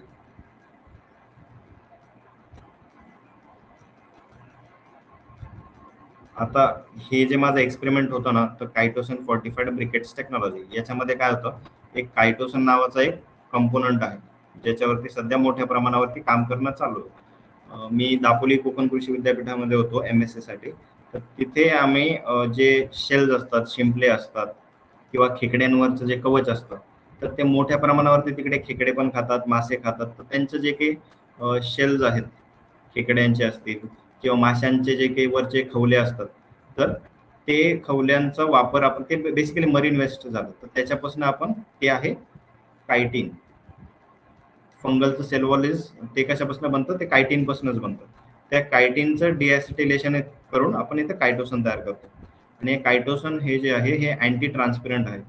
हे जर का तुम्ही झाडावर फवारलं तर याच्यामुळे काय होतं, तर झाडाला जी रेझिस्टन्स पॉवर आहे हा वाढतो. झाडावरती एक ऑइली लेअर एक प्रकारचा डेव्हलप होतो. त्याच्यामुळे काय होतं की त्या ऑइली लेअरमुळे झाडाला लाईट रिफ्लेक्शन जास्त होतं, वॉटरचं बाहेर ट्रान्सपिरेशन लॉसेस कमी होतात. त्याच्यामुळे जे पाण्याचं लॉसेस झाडातनं कमी झाल्यामुळे काय होतं की ड्रॉटला टॉलरंट होण्याची कॅपॅसिटी त्या झाडामध्ये डेव्हलप होते. आणि त्याच्यानंतर त्या ऑइली लेअरमुळे एक अजून बेनिफिट असं आहे, आपल्याला समजा ऑइली फूड खूप आवडतं. समजा आपण आता पावसाळ्याचे दिवस आहे, आपण भजे खातो, पुरी खातो, पण इन्सेक्ट्सची गंमत अशी आहे ना की इन्सेक्ट्सला ऑइली गोष्टी बिलकुल आवडत नाही. They our health freak. त्याच्यामुळे त्यांना नेहमी चांगल्या गोष्टी आवडतात. एखादा इन्सेक्ट जर का आता या झाडावरती येण्याचा प्रयत्न करतो ना, असं उडत उडत उडत, तो बघतो, त्याला आल्यावर कळतं की अरे हे जरा पान आहे ना, हे ऑइली दिसतंय, मला आवडणार नाहीये, हेल्दी नाहीये, तर तो माझ्या झाडावर इथे येण्यापेक्षा दुसऱ्या शेतामध्ये चालला जातो. तर हे त्या रिसर्चचं वैशिष्ट्य होतं. त्याच्यामुळे जे की ॲग्रोकेमिकलच्या फवारण्या आहे, सपोज आता एखाद्या पेस्टिसाइडच्या 3-4 फवारण्यांची गरज पडायची जनरली, तर आपल्या क्रॉपवरती इथे आपल्याला 1-2 फवारण्यांची गरज कमी पडली. त्याच्यामुळे काय झालं, ॲग्रोकेमिकल्सची गरज कमी झाली, कॉस्ट कमी झाली. त्याच्यानंतर आपलं फूड जे आहे ते जास्त सेफ झालंय.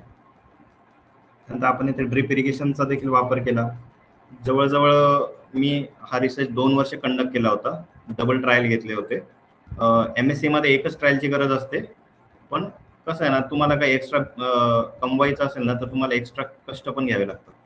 तर मी इथे 2 वर्ष ट्रायल घेतली होती, खूप सारं काम केलं होतं आणि त्याचं बेनिफिट पण झाला. त्याचं पेटंट रजिस्टर झालं, त्याचं आज अवॉर्ड्स भेटत आहेत मला. आज ऑल इंडिया लेवलला पहिला रँक तेवढ्या एका बेसिसवरती मला मिळाला, कारण की ॲग्रिकल्चरमध्ये एकदम पिन पॉईंटवरती जी गरज आहे त्याच्यावर मी काम केलं आणि त्याचे इफेक्ट त्यांना दाखवले. तर आता हे इथं बघा, क्रॉप कोकरा होता, त्याची व्हरायटी ही जे कोकण भेंडी, त्याचा डोस आहे, स्पेसिंग किती असते. स्टॅटिस्टिक्समध्ये तुम्ही जे RBD वगैरे बघितलं असेल तसे स्ट्रिप प्लॉट डिझाईन एक डिझाईन आहे. त्यानंतर रेप्लिकेशन किती होते, ट्रीटमेंट किती होते, एका छोट्याशा प्लॉटची किती एरिया होता. त्यानंतर ह्या ट्रीटमेंट डिटेल्स असतात, इरिगेशनच्या लेवल्स होत्या ETC बेसिसवर. त्याच्यानंतर आता हे फर्टिलायझर ट्रीटमेंट होत्या की स्ट्रेट फर्टिलायझर द्यायचे, सध्या शेतकरी जे वापरतात ते. ॲब्सोल्यूट कंट्रोल म्हणजे काहीच खत नाही घालायचं. एका प्लॉटला आपण काय केलं, ब्रिकेट्स टाकल्या विदाउट कायटोसन, मग त्याच्यामध्ये डोस कमी केला. त्याच्यानंतर आपण कायटोसनचं प्रमाण 1% त्यामध्ये वाढवलं आणि त्या ब्रिकेट्स वापरल्या, डोस कमी जास्त केला. त्यानंतर मग 2% केलं. तर असे आपण वेगवेगळ्या प्लॉट्समध्ये काय करतो, समजा एक मोठंसं असं एक शेत आहे, या शेतामध्ये आपण काय करतो, असे तुकडे पाडतो, याचे असे छोटे छोटे बेड केले की एकामध्ये समजा हा T1, एकामध्ये T2 ट्रीटमेंट अप्लाय करायची, एकामध्ये T3, एका T4, T5, T6, T7, T8 असे आपण ट्रीटमेंट्स अप्लाय करतो. आणि त्याच्यावरती बघतो की कोणत्या याच्यातलं झाड जास्त हायटेड आहे, कोणत्या याला पानं जास्त येत आहेत. त्याच्यानंतर त्याचं केमिकल अनालिसिस पण करतो लॅबमध्ये जाऊन आणि त्याच्यावरती असा रिसर्च आपण कंडक्ट करत असतो. खूप खरं तर शिकण्यासारखी गोष्ट आहे आणि अवघड वगैरे काही नाही. तुम्ही याला एन्जॉय करत करत देखील शिकू शकता. आता हे जे होतं ना, या तुम्ही इकडे फोटो बघताय ना, हा ब्रिकेट्सचा आहे. ब्रिकेट म्हणजे एक प्रकारे तुम्ही इक्लेअरचं चॉकलेट वगैरे खाल्लं असेल ना, त्या चॉकलेटचं पेक्षा थोडीशी एक मोठ्या साईजची एक अशी टॅबलेट सारखी एक गोळी असते. त्याच्यामधून पूर्णपणे झाडाला जे आहे ते 150-50चा जो काही डोस असेल, समजा क्रॉप वाईज, आता भेंडीला 150-50 होता, RDF नुसार त्याची रिक्वायरमेंट पूर्णपणे फुलफिल होते. ते ब्रिकेट काय करते, तर नॉर्मली जे फर्टिलायझर लगेच लीच आउट होतं. आता एक मिनिट,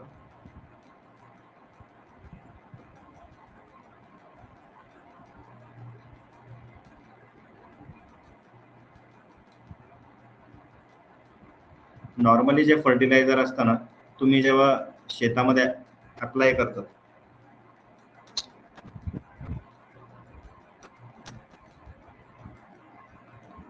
तुम्ही जे फर्टिलायझर शेतामध्ये अप्लाय करतात, तर त्यामध्ये काय होतं, आता इथे झाड आहे समजा, हे तुम्ही एक जर का नॉर्मल फर्टिलायझर अप्लाय केलं इथे, तर काय होतं, काही फर्टिलायझर लीच डाऊन होऊन जातं, पाण्यामध्ये जातं आणि काही वोलॅटलाइज होऊन जातं. तर या ब्रिकेटमुळे काय व्हायचं, एक इथे टॅबलेट त्याला जर दिली तर ही काय करायची, layer by layer slowly slowly release करायची, झाडाला मिळायची आणि ही जास्त डीप नाही जायची. हिचा हा जो एवढा रिजन असतो ना स्पेसिफिक राहायचा, त्याच्यामुळे कमी खतामध्ये देखील क्रॉपचं यील्ड वाढून जायचं. तर असा इनोव्हेशन होता. त्याच्यामुळे हे पर ड्रॉप मोर क्रॉप इनिशिएटिव्ह जे आपल्या सध्या पीएमने हायलाइट केलेलं आहे मोदींनी, की कमीत कमी पाण्यामध्ये जास्तीत जास्त उत्पादन कसं येत आहे, तर त्याच्यावरती आपण त्याच्यामध्ये काम केलेलं आहे. युनायटेड नेशन्सचं सस्टेनेबल डेव्हलपमेंट गोल्स होते, तर त्याच्या म्हणजे जो 17 गोल्स असतात युनायटेड नेशन्सनी 2015ला असं ठरवलं होतं की आपण जगभर काय करायचं, की जे काही रिसर्च कंडक्ट करू तर त्याच्यामध्ये आपण वेगवेगळ्या टॉपिक्सवर काम करायचं, जसं की zero hunger, good health and wellbeing, clean water and sanitation, affordable and clean energy. तशा त्या 17 पैकी हे जे इथे लिहिले आहेत ना, हे 11च लिहिले. एवढे 11 जे ऑब्जेक्टिव्ह आहे हे माझा रिसर्च फुलफिल करत होतं. तर असं तुम्ही एक नेमकं रिसर्च कशावर करायचं हे जर तुम्हाला कळत नसेल ना, तर जागतिक लेवलचे असे काही डॉक्युमेंट्स बघा, त्याच्यामध्ये तुम्हाला कळेल की नेमकं गरज सध्या जगाची कुठे आहे, त्याच्यावर तुम्ही काम करू शकता. मग हे त्याचे रिझल्ट आहेत की बुवा नेमकं कोणती ट्रीटमेंट चांगली आली. आता इथे I3T7 होती की 40% वॉटर डिफिशियन्सी केली म्हणजे 60% ETCच त्याला आपण पाणी दिलं, 100% जर का आपण ब्रिकेटने खतं दिले तर त्याच्यामध्ये काय होतं, ती मोस्ट सुपेरियर ट्रीटमेंट होती, असे ते लिहिलेलं आहे. कशामध्ये सुपेरियर होती, तर प्लांट हाईटमध्ये पण होती, त्याचे लीव्ह सगळ्यात जास्त होते, त्याचा लीफ एरिया पण जास्त होता, त्याचं डायमीटर ऑफ स्टेम जास्त होतं. आता हे जेवढे तुम्ही बघताय ना, plant height, number of leave, हे सगळे आपण मोजलेले असतात. हेच रिसर्च मध्ये आपलं करायचं काम असतं. त्याच्यानंतर केमिकल अनालिसिस पण असतं त्याच्यामध्ये. आता यील्ड आहे बघा क्विंटल्स पर हेक्टर मध्ये, इथे 224 क्विंटल्स सगळ्यात जास्त यील्ड इथे आलेले. तर ही सगळ्यात सुपेरियर ट्रीटमेंट. मग आपण काय सांगतो शेतकऱ्यांना किंवा त्या थेसिस मध्ये, की आपली ही ट्रीटमेंट सगळ्यात चांगली, तुम्ही हिला अडॉप्ट करा, हिचा वापर करा शेती करताना. आणि हे तुमच्या समजा कन्क्ल्युजन असतं तुमच्या रिसर्च. आता हे वेगवेगळे पॅरामीटर्स आहे, सपोज ते मागचं यील्डचं होतं, हे टोटल सॉल्युबल शुगर्स, हे लॅब अनालिसिस केलं होतं. त्यानंतर हे क्लोरोफिल कंटेंटचं, मायक्रोबियल स्टडी. तुम्हाला सगळं कळत जरी नसलं ना तरी एक थोडंसं ओव्हरलुक करून घ्या, म्हणजे तुम्ही ज्या दिवशी MSc मध्ये जाशाल ना तुम्हाला या गोष्टींचा अंदाज लागेल. त्या दिवशी तुम्हाला हे लेक्चर 100% आठवणार की असं काहीतरी आपल्याला सांगितलेलं होतं. जनरली हे BSc मुलांना सांगत नाहीत, किंवा MSc वाल्यांना पण अर्धी MSc होऊन जाते तरी सुद्धा त्यांना कळत नाही की आपण नेमकं करतोय का. त्यासाठी तुम्हाला थोडंसं एक अगोदर अंदाज असावा, त्यासाठी एक छोटंसं लेक्चर आहे. असं त्याचं आपण इकॉनॉमिक अनालिसिस करतो. आता हे जे मी खतं वापरले त्यांचं न्यूट्रिएंट रिलीज कसं झालं, समजा Day 1ला इनिशियली, त्याच्यानंतर 30 दिवसांनी किती न्यूट्रिएंट रिलीज झालं, 60 दिवसांनी किती झालं, 90 डेजने किती झालं. हे नायट्रोजनचं आहे, हे फॉस्फरस आहे, हे पोटॅशियम आहे, हे लिचिंग लॉसेस किती कमी झाले किंवा किती वाढले, जे काही आहे त्याचं अनालिसिस. हे सगळं लॅबमध्ये आपण अनालिसिस परफॉर्म करतो. तर हे माझ्या रिसर्चचं कन्क्ल्युजन होतं की बुवा मरीन वेस्ट कमी झाला, त्याच्यानंतर इको फ्रेंडली सोल्युशन आहे, सस्टेनेबल ॲग्रिकल्चरला प्रमोट करतं, त्यानंतर पाण्याची रिक्वायरमेंट 20 ते 40% कमी होते, फर्टिलायझरची रिक्वायरमेंट 25% कमी होते, क्रॉप यील्ड त्या ठिकाणी वाढते, कॉस्ट कमी झाला, लिचिंग ऑफ फर्टिलायझर कमी झालं, म्हणजेच वॉटर पोल्युशन पण काय झालं, कमी झालं. याचे बेनिफिशियरी कोण आहे, कोणालाही वापर करण्यात येणार आहे, तर फार्मर याचा वापर करणार शेतामध्ये, पण कन्झ्युमर साठी पण चांगलं आहे कारण त्यांना चांगल्या क्वालिटीचं फूड भेटतंय ज्याच्यावरती ॲग्रोकेमिकल्स कमी आहेत. त्यानंतर ग्रामीण भारतामध्ये पैशाचा फ्लो वाढेल, पाणी आणि सॉइलची क्वालिटी चांगली राहील. आणि आता म्हणजे माझा रिसर्च झाल्यानंतर माझ्या नंतर जवळजवळ याच सेम टॉपिक वरती थोडं थोडं मॉडिफिकेशन करून वेगळ्या क्रॉप्स मध्ये जवळजवळ 4-5 विद्यार्थ्यांनी दापोलीला काम केलेलं आहे. त्यामुळे एक तुम्ही चांगला रिसर्च करा, तुमच्या मागे 4 जण सेम रिसर्च करतात. त्यामुळे हा way to further research studies. त्यानंतर PM मोदींचं जे विजन आहे पर ड्रॉप मोर क्रॉप, त्याच्यासाठी सपोर्ट करतो. आणि क्रॉप बेस्ड फर्टिलायझर आहे, शेतकऱ्यांना फ्लेक्झिबल आहे, जास्त अवघड नाही आहे ते ऍप्लिकेशन करायला. उलट सध्याचे फर्टिलायझर जे आहेत ना, तर ते कॅल्क्युलेट करायचं की बुवा एक हेक्टर आपण कॅल्क्युलेशनचे जे काही प्रॉब्लेम सॉल्व्ह करतो ते शेतकऱ्याला कधी कळणार आहे, ते अंदाजे टाकतात. तर याच्यामध्ये तशी कॉम्प्लेक्सिटी नाही. याच्यामध्ये आपण शेतकऱ्यांना फक्त सांगतो की 1 गोळी किंवा 2 गोळी आपण एका झाडाला टाकायची. तर एकदम इझी आणि सिंपल वे मधला हा रिसर्च आहे. प्रत्येक रिसर्च कॉम्प्लेक्सच असला पाहिजे आणि रॉकेटच उडालं पाहिजे, नॉट नेसेसरी. हे मी तुम्हाला सांगितले जे पेटंट साठी जे फाईल केलं होतं ना, ते हे इथे नाव आहे, ही तारीख 2023 ला फाईल केलं होतं. हे रिसर्च पेपर आहे हा माझा, ज्याच्यावरती हे रिसर्च मी तुम्हाला सांगितलं. हे असे काही तुम्ही रेफरन्सेस वेगवेगळे अगोदर झालेले रिसर्च जे असतात त्यांचं तुम्ही रेफरन्स घेऊ शकता. हे काही रिसर्चच्या दरम्यानचे काही फोटोज आहे, हे केमिकल अनालिसिस, हे फील्ड वरती, हे सॉइल अनालिसिसला, हे गाईड आहेत माझे, गाईड आणि रिसर्च मेंबर. त्यानंतर गरज पडली त्यावेळेस समजा रिसर्च साठी तुम्हाला कुठे जायची गरज पडली तर विद्यापीठाची तुम्हाला गाडी पण ते हायर करून देतात. तुम्ही फक्त काम चांगलं करा, तुमच्यासाठी सगळं विद्यापीठ उभं राहतं. एक हा छोटासा तुम्हाला व्हिडिओ दाखवतो मी.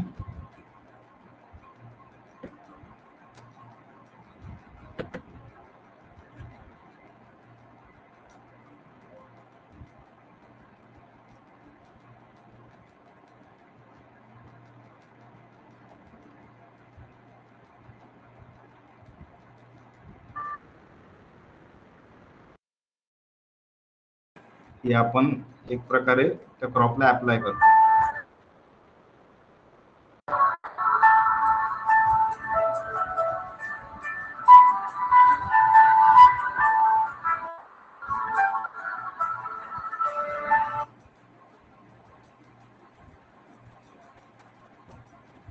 त्यानंतर जेव्हा तुमचा रिसर्च तुम्ही व्यवस्थित खरंच इमानदारीने करतात ना, जेव्हा खूप कष्ट करून, त्याच्यानंतर तुम्हाला खरं तर त्याचे फळं मिळतात. आता हे वेगवेगळे अवॉर्ड जे मी तुम्हाला सांगितलं, न्यूज आर्टिकल्स मध्ये तुम्ही हे जे बघतात, आता हे माझे मागच्या 2-3 वर्षाचे अवॉर्ड आहेत. हा नॅशनल अवॉर्डचा आहे, हा आता मागच्या महिन्यात मिळालेला आहे. तुमच्या खेडेगावाचं नाव जे कदाचित कोणाला माहिती पण नसेल, हे तुमच्या न्यूजपेपरची हेडलाईन ज्या दिवशी बनवतो ना, त्या दिवशी खरं तर तुमच्या अभिमानाची गोष्ट असते. आता इकडे पीएचडीचा नंबर लागण्याचा सांगायचा उद्देश एवढाच की तुम्ही किती कष्ट करता त्यावरती तुमचं सगळं यश जे आहे ते डिपेंड करतं.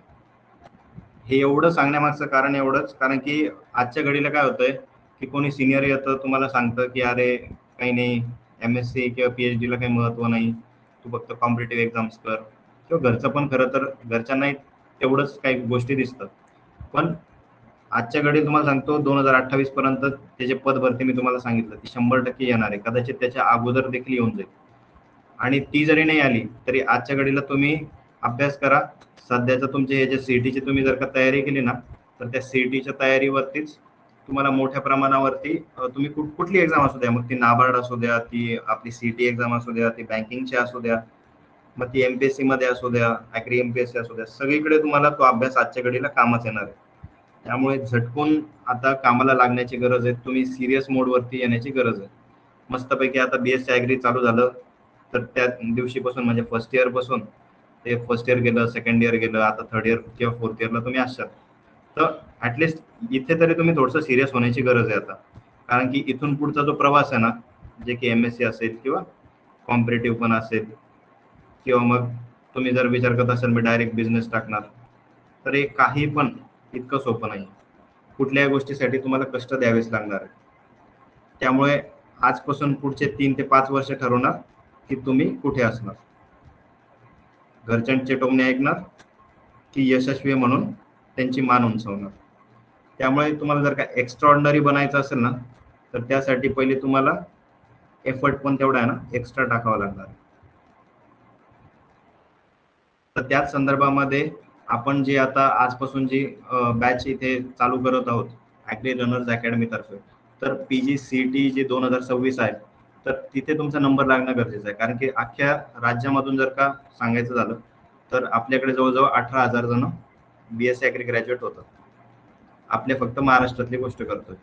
या 18,000 नाही ना, अप्रॉक्सिमेट फक्त 1000 जागा ज्या आहेत ना, तर त्या PG सीट्स ॲग्रोनॉमी आपले ॲग्रिकल्चरसाठी. आणि 1000 पण सोडा, या 1000 फक्त आकडा दिसण्यासाठी मोठा आहे. याच्यामधनं खरंच म्हणजे टॉपचे जर डिपार्टमेंट तुम्ही जर धरले ना, तर सुरुवातीचे 300-400 ज्या जागा आहेत ना त्या महत्वाच्या आहेत. त्यामुळे या स्टार्टिंगच्या 300, 400, 200 या जागेमध्ये तुम्ही येणं गरजेचं आहे. आता तुम्हाला याच्यासाठी आपल्याकडे जो स्टाफ आहे ना, तर हे कोणाचे तुम्ही नावाखाली बघा. आता इथे तुषार सरांचं MPSC ते इंटरव्ह्यू पर्यंत गेलेत, ऍग्रिकल्चर असिस्टंट आहेत. इथे जान्हवी दोसे मॅडम आहेत, तर त्या एंटोमॉलॉजी तुम्हाला शिकवणार आहे. एक्सटेन्शनसाठी मायकर मॅडम आहेत. ॲग्रोनॉमीला तर मी स्वतःच तुम्हाला घेणार आहे. परिमल कुंभार माझ्यासोबतची क्लासमेट आहे, PhD स्कॉलर आहे राहुरीला. ती हॉर्टिकल्चर तुम्हाला शिकवणार आहे. त्यानंतर इथे श्रद्धा जाधव आहे इकॉनॉमिक्ससाठी. नकुल जोमले सर आहेत. त्यानंतर महेश पाटील आहेत जेनेटिक्ससाठी. त्यानंतर पूजा राऊत मॅडम आहेत पॅथॉलॉजी तुम्हाला शिकवण्यासाठी. त्यामुळे चारही विद्यापीठांमधनं तुम्हाला the best of the best जो स्टाफ आहे तो देण्याचा इथं प्रयत्न तुषार सरांनी केला. याचा लाभ घ्या आणि या क्लाससाठी तुम्ही लवकरात लवकर जॉईन व्हा. कारण की इथून पुढे तुम्ही जर 1 वर्ष व्यवस्थित अभ्यास केला ना, तर ते तुमचे सगळे, आता मला माहिती आहे की कोविडमध्ये तुमचं जवळजवळ बऱ्याच जणांना झटका बसलेला आहे. होरपळल्याच गेलेत सगळेजण. एज्युकेशनला आपल्या कुठे ना कुठे क्वालिटी डाऊन झाली. किंवा मग जे की कॉन्ट्रॅक्च्युअल आता शिक्षक भरती झालेले. मला आठवतं मी धुळे कॉलेजला होतो गव्हर्नमेंटला, किंवा आता पुण्याला कोणी असेल, कोणी कोल्हापूरला असेल, तर कॉन्ट्रॅक्च्युअल भरती झाल्यावरती ती क्वालिटी नाही राहिली जी पहिलीसारखी आम्ही बघितलेली आहे जेव्हा आम्हाला परमनंट शिक्षक शिकवण्यासाठी होते. त्यामुळे तुम्हाला आता 1 वर्ष तुम्ही जर का आजच्या घडीला डेडिकेटेडली काम केलं ना, तर तुम्ही पूर्णपणे तुम्हाला कन्सेप्च्युअल क्लॅरिटी प्रत्येक विषयामध्ये येईल आणि त्यामधून तुम्ही पुढचं जे काही असेल तुमचं MSc असेल, कॉम्पिटेटिव्ह असेल, कुठल्याही गोष्टीला तुम्हाला कन्सेप्च्युअल क्लॅरिटी लागणारच. त्याच्याशिवाय तुम्ही कुठलीही परीक्षा काढू शकत नाही. त्यामुळे ते तुम्हाला आम्ही इथून मिळवून देण्याचा आमचा पुरेपूर प्रयत्न असणार आहे. त्यामुळे लवकरात लवकर तुम्ही जॉईन व्हा आणि तुम्हाला भविष्यात शुभेच्छा. थँक्यू. हा माझा रिसर्च प्लॉट होता.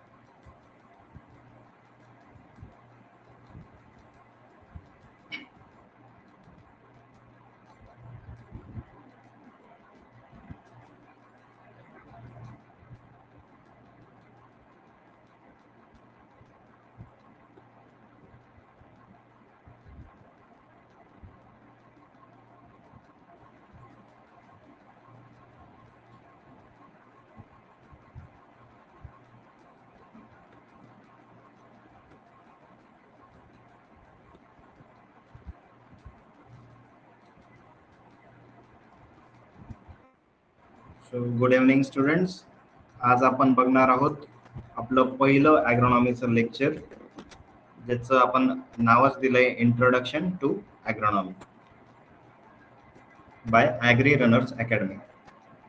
नमस्कार, माझं नाव Vishwajit Kale. I am PhD scholar in Department of Agronomy at Mahatma Phule Krishi Vidyapith Rahuri, and I will be taking you through this lecture, Introduction to Agronomy.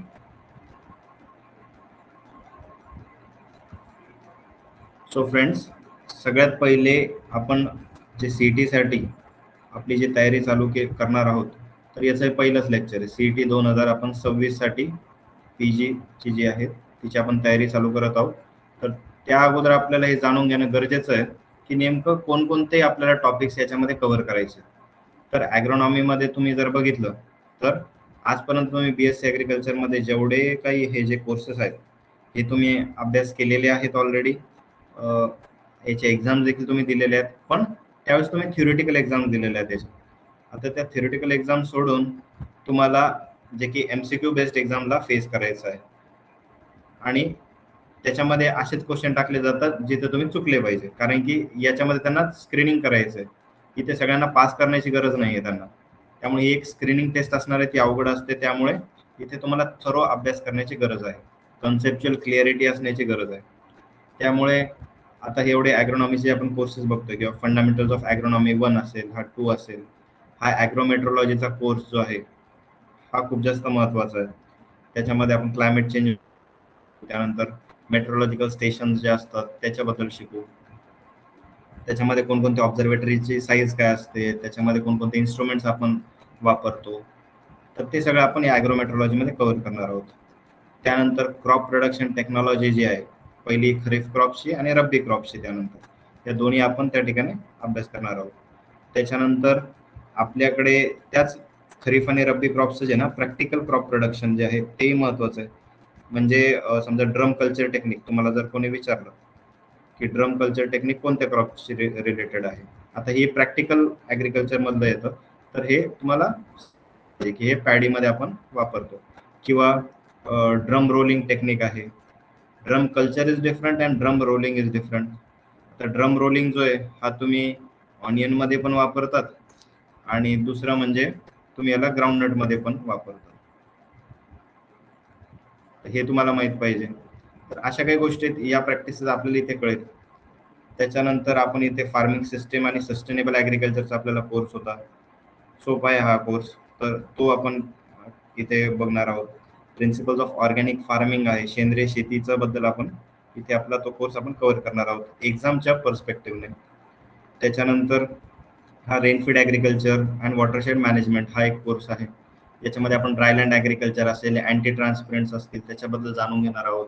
त्यानंतर क्रॉप्समध्ये कोणकोणते मॉडिफिकेशन असतात जे की त्यांना ड्रॉटसाठी टॉलरंट करतात, किंवा ड्रॉट अवॉइडन्ससाठी त्यांची मेकॅनिझम काय आहे, ते सगळं आपण या कोर्समध्ये बघणार आहोत. त्याच्यानंतर आपल्याकडे हा एक कोर्स आहे Jio informatics, nano technology and precision farming. सध्या माझा रिसर्चच या नॅनो टेक्नॉलॉजीवरती आहे, त्याच्यामुळे मी 100% तुम्हाला ह्या टॉपिकवरती न्याय देऊ शकतो. त्यानंतर आता प्रिसिजन फार्मिंग हा जो आहे हा सध्याचा करंट आहे. समजा AI वरती आता इथून पुढे काम चालणार आहे, तर ते कसं आहे, आपल्याला एक्झामच्या दृष्टिकोनाने कोणकोणते क्वेश्चन याच्यामधून येऊ शकतात, तर ते आपण सगळं इथून कव्हर करणार आहोत. आता दुसऱ्या याच्यामध्ये काय होतं की सॉइल सायन्सचे काही टॉपिक्स आहेत. ॲग्रोनॉमी आणि सॉइल सायन्स हे ऍक्च्युली थोडे एकत्रितच येतात, हे भाऊच आहेत तसे बघायला गेले तर याच्यामध्ये फंडामेंटल्स ऑफ सॉइल सायन्स आहे, problematic soils and their management आहे. आता प्रॉब्लेमॅटिक सॉइल म्हणजे कोणकोणते येतात, तर ॲसिडिक सॉइल्स आहेत, त्यानंतर आपल्याकडे बेसिक सॉइल्स आहेत, ज्याला आपण अल्कलीन सॉइल्स म्हणतो. त्याच्यानंतर आपल्याकडे वॉटरलॉक सॉइल्स पण येतात. त्या वॉटरलॉक सॉइल्स सोबत देखील आपण इथे अभ्यास करतो, आणि याच्यावरती मोठ्या प्रमाणावरती क्वेश्चन येतात, आणि ते चुकता कामा नये, कारण की खूप हक्काचे मार्क्स असतात. त्याच्यामुळे इथे कन्सेप्च्युअल क्लिअरिटी असणं गरजेचे. त्याचं आपण याचं ह्या जमिनी नेमक्या अशा तयार कशा होतात, त्याच्यानंतर याची रेमेडी काय आहे, याच्यामध्ये क्रॉप्स कोणकोणते येऊ शकतात, ते आपण इथे कन्सेप्च्युअली बघणार आहोत. त्यानंतर मॅन्युअर्स, फर्टिलायझर्स आणि सॉइल फर्टिलिटी मॅनेजमेंट याचा आपण इथे या कोर्समध्ये आपण स्टडी करूया. याच्यामध्ये बरेचसे क्वेश्चन येतात. आता फर्टिलायझर्स म्हणलं तर युरियामध्ये नायट्रोजनचं कंटेंट किती, तर 46%. SSP मध्ये किती, तर 16% फॉस्फरस. आता 16% फॉस्फरस हे माहिती सगळ्यांना, पण याच्यामध्ये मग कॅल्शियम किती टक्के, सल्फर किती टक्के, हे पण क्वेश्चन्स विचारतात. त्यांना माहिती आहे 16% तर सगळ्यांनाच माहिती आहे फॉस्फरस, म्हणून ते असे क्वेश्चन विचारू शकतात की SSP मध्ये कॅल्शियम किती टक्के, सल्फर किती टक्के, तर त्याचा आपल्याला अभ्यास असणं गरजेचं आहे. अशा काही आपण इथे छोट्या छोट्या गोष्टी बघणार आहोत. नंतर MOP झालं. आता MOP जे आहे हे 60% त्याच्यामध्ये काय आहे, 60% पोटॅशियम आहे. पण MOP जो आहे हा कोणत्या क्रॉप्सला चालत नाही, तर शुगर क्रॉप्सला चालत नाही. तर असे काही क्वेश्चन येतात एक्झाम मध्ये, त्याच्याबद्दल आपण बघणार आहोत. आणि त्यानंतर हे प्लांट बायोकेमिस्ट्री आणि बायोटेक्नॉलॉजीचे देखील काही कन्सेप्ट ते आपण बघणार आहोत. मित्रांनो, इथे ॲग्रोनॉमीचं तुम्ही जर का हे वेटेज जर बघशाल तर हे आहे 25 प्रश्न, आणि ते सॉइल सायन्सचं बघा हे आहेत 14 प्रश्न. हे ॲग्रोनॉमीचे जे आहेत 12.5% समजा जवळपास, तर हे 25 प्रश्न जे आहेत ना हे हायेस्ट आहे कुठल्याही विषयामध्ये. सगळ्यात जास्त हायेस्ट वेटेज ॲग्रोनॉमीला आहे. या एक्झामसाठीचं वेटेज जर तुम्ही बघशाल ना, सगळ्यात जास्त प्रश्न ॲग्रोनॉमीतून येतात. त्यामुळे ॲग्रोनॉमीला कच्चं ठेवून लंगडा घोडा ठेवून आपल्याला चालणार नाही. हे तुम्हाला इझी गोईंग मध्ये आपण शिकवणार आहोत. कन्सेप्च्युअल आहे, रट्टा मारायची एंटोमॉलॉजी सारखी गरज नाही. एक एक चैन आहे. समजा तुम्ही जर का कन्सेप्ट सुरुवातीपासून समजून घ्यायला लागले तर एक कन्सेप्ट कळाले की पुढचा कळतो, पुढचा कळाला की त्याच्या पुढचा कळतो. त्यामुळे याला आपण थ्रू आउट द इयर याला आपण हळूहळू शिकणार आहोत. त्यामुळे हे 25 प्रश्न आपले पूर्ण बरोबर येणं गरजेचे आहेत. त्यानंतर हे खालचे 14 प्रश्न देखील हे हक्काचे मार्क्स आहेत तुमचे. आता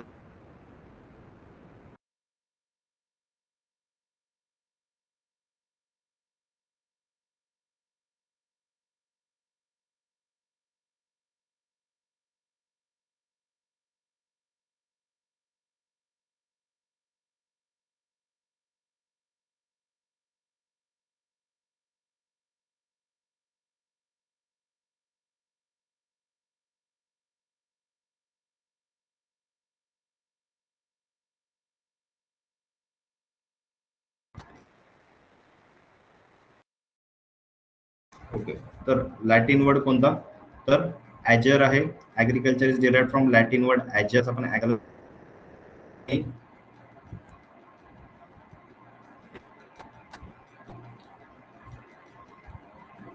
आणि हे जे ॲग्री आहे, ॲजर हा जो वर्ड आहे लॅटिन वर्ड, त्याचा अर्थ काय तर सॉइल.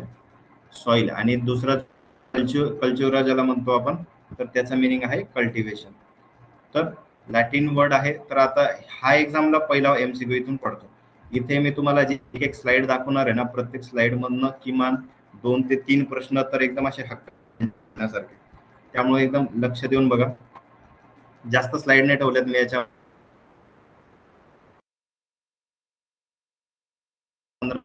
करण्याची कॅपॅसिटी आहे. त्यामुळे व्यवस्थित बघा. हा वर्ड ॲग्रिकल्चर हा जो तर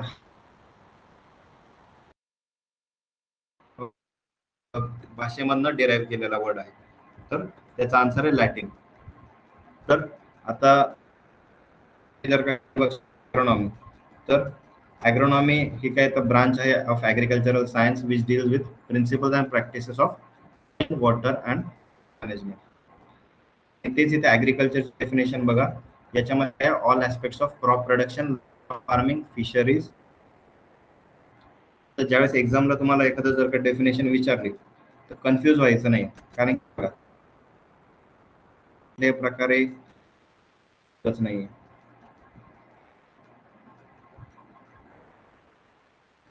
ओके, इथे ॲनिमलचा उल्लेख नाहीये, इथं फिशरीजचा पण उल्लेख नाहीये.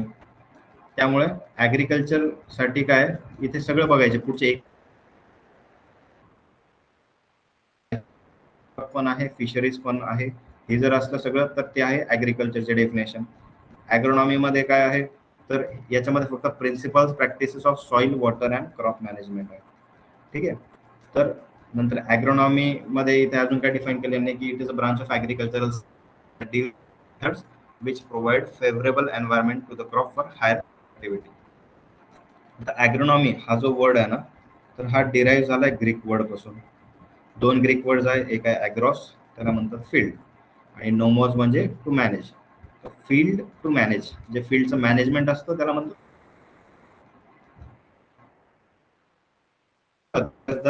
खूप सारे आपल्याला अभ्यास करायचा आहे. आपल्याला ॲग्रोनॉमी पण आहे, ऑर्टी पण आहे, एंटो पण आहे. विषय लक्ष, हा वर्ड नेमका ग्रीक आहे की लॅटिन? तर आता इथे ॲग्रोनॉमी मध्ये बघा, या वर्ड मध्ये ना जी आहे इथे, ॲग्रोनॉमी जी मध्ये ग्रीक, असं लक्षात ठेवू शकता तुम्ही. इथे आहे, इथे एल आहे, एल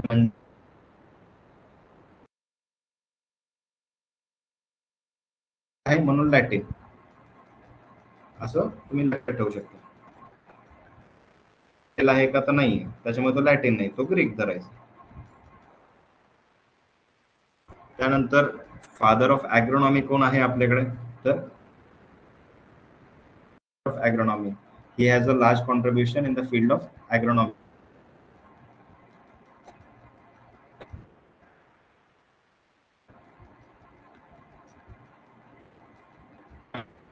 ॲग्रोस्ट्रोलॉजी जे आहे, तर ॲग्रोस्ट्रोलॉजी कशाला म्हणतात? तर हा देखील एक MCQ ची डेफिनेशन त्याला विचारतात की बुवा नेमकं ही कशाची डेफिनेशन, मग ॲग्रोनॉमी आहे, ॲग्रोस्ट्रोलॉजी.